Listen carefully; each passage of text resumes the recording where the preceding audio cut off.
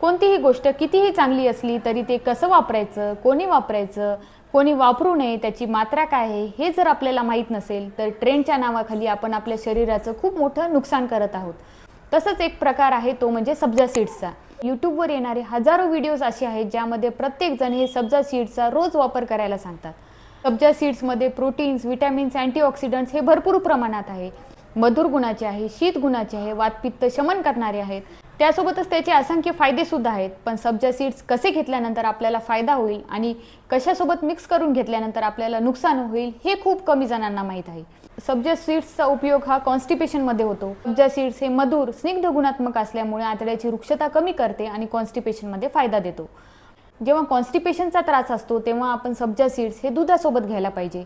त्यासोबतच सब्जा सीड्स हे जुलाबमध्ये loose motions होताना सुद्धा वापरतात। मग अशा वेळेस सब्जा सीड्स हे ताकासोबत घ्यावे लागतात।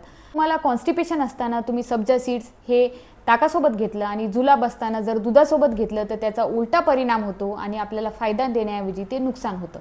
ज्यांना वजन कमी करायचं आहे, ज्यांना फूड क्रेविंग्स कमी करायचे आहेत, त्यांनी सब्जा सीड्स हे जेवणाआधी पाण्यातून घ्यायचं आहे। सब्जा सीड्समध्ये कॅलरीज कमी आहेत आणि प्रोटीन्स, विटॅमिन्स यांचं प्रमाण खूप जास्त आहे।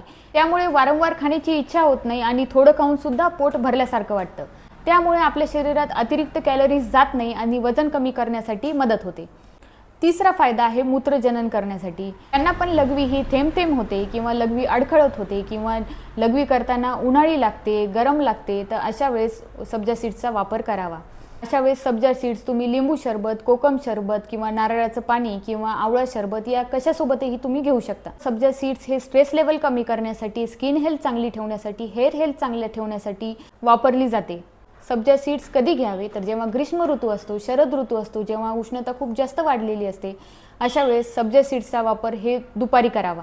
मध्ये सब्जा सीड्स तुम्ही 10 ते 15 मिनिट आधी पाण्यामध्ये भिजून ठेवायचे आहे आणि 1 ते 2 चम्मच इतक्याच मात्रेमध्ये तुम्ही सब्जा सीड्सचा रोज वापर करू शकता।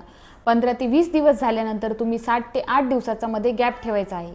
कारण याचा उपयोग जर तुम्ही कंटिन्यू केलं तर शीत गुणामुळे, स्निग्ध गुणामुळे यामुळे आपल्या शरीरामध्ये कफ दोषाची समस्या वाढू शकते। त्यामुळे कफ दोषाशी निगडीत आजार सुद्धा होऊ शकतात। सब्जा सीड्स कोणी घेऊ नये तर ज्यांना कफ दोष वाढलेला आहे, ज्यांना सर्दी खोकला आहे, प्रेग्नंट महिला, लॅक्टेटिंग महिला यांनी सब्जा सीड्सचा वापर करू नये। त्याचबरोबर थंडीच्या दिवसात किंवा रात्रीच्या वेळी सब्जा सीड्सचा उपयोग करू नये।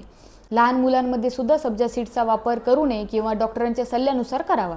ते आपण बघतो की फालुद्यामध्ये किंवा इतर कोल्ड ड्रिंक्समध्ये 1 ते 2 चमच्यापेक्षा जास्त सब्जा सीड्सचा वापर केला जातो, तर हे साफ चुकीचं आहे।